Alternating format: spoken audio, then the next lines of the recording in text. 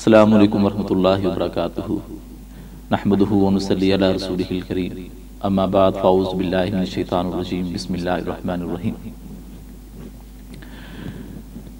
گھر کے اندر اگر آپ کو سانپ نظر آ جائے یا گھر سے سانپ نکل آئے تو اس کے بارے میں شریعت نے ہمیں کیا حکم دیا، شریعت نے ہمیں کیا بتایا، رسول اللہ صلی اللہ علیہ وسلم نے ہمارے لیے کیا تعلیم فرمائی۔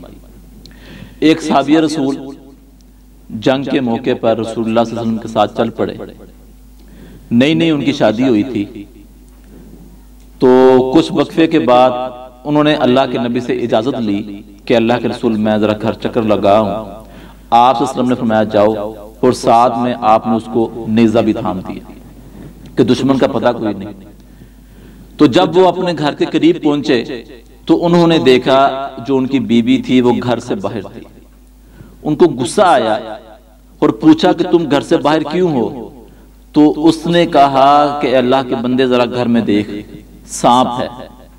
تو جب وہ صحابی رسول گھر میں داخل ہوئے تو انہوں نے ایک سانپ کو دیکھا اور انہوں نے نیزے سے اس سانپ کو مارا، اور مارنے کے بعد نیزے کو بلند کیا۔ اسی اسنا میں اس سانپ نے بھی ان کو ڈس دیا۔ اب حدیث کے اندر یہ الفاظ موجود ہیں کہ اس صحابی کی بیوی فرماتی ہیں کہ مجھے نہیں پتا کہ پہلے میرا خامن فوت ہوا ہے یا سانپ فوت ہوا ہے۔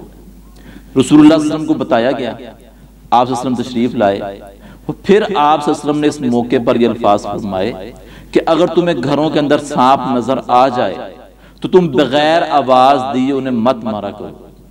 آواز دینے سے مراد کیا ہے؟ ہر سانپ ظاہر جس قوم میں رہتا ہے، جس جگہ پر رہتا ہے، اس کی زبان ہوگی۔ ہم اردو بولتے ہیں، پنجابی بولتے ہیں، تو ہم اپنی ہی آواز میں اس کو آواز دیں گے، اپنی ہی زبان میں اس کو آواز دیں گے، اور وہ آواز یہ ہے کہ اے جنات، اے سانپ اگر تم جن ہو تو تم چلے جاؤ، اے سانپ اگر تم جن ہو تو تم چلے جاؤ، اے سانپ اگر تم جن ہو تو تم چلے جاؤ۔ یہ 3 دفعہ تم نے اس کو آواز دینی ہے۔ اگر وہ سانپ ہوگا تو وہ چلا جائے گا، تکلیف نہیں پہنچائے گا۔ اگر آپ کی آواز دینے کے باوجود وہ نہیں گیا تو پھر آپ اس کو مار دے، وہ حقیقت میں سانپ ہے۔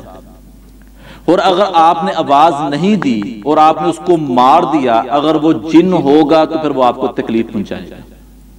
یہ آواز دینا صرف گھر کے اندر ہے۔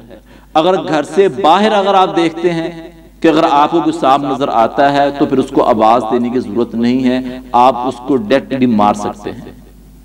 تو یہ بظاہر چھوٹے چھوٹے عمل ہیں، ٹھیک ہے، جن کو ہم نے اپنی زندگی میں اپنانا ہے۔ یہ وہ تعلیمات ہیں جو رسول اللہ صلی اللہ علیہ وسلم نے ہمیں فرمائی ہیں۔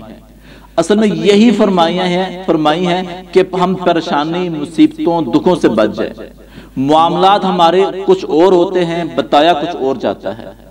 تکلیف ہمیں کچھ اور ہوتی ہے، بتائی کچھ اور جاتی ہے۔ معاملات بعض دفعہ ہم نے خود اپنے ہاتھوں سے ڈسٹرب کیے ہوتے ہیں اور نام کسی اور کا لگا دیا جاتا ہے۔ تو اللہ سے دعا ہے اللہ ہمیں توفیق عطا فرمائے۔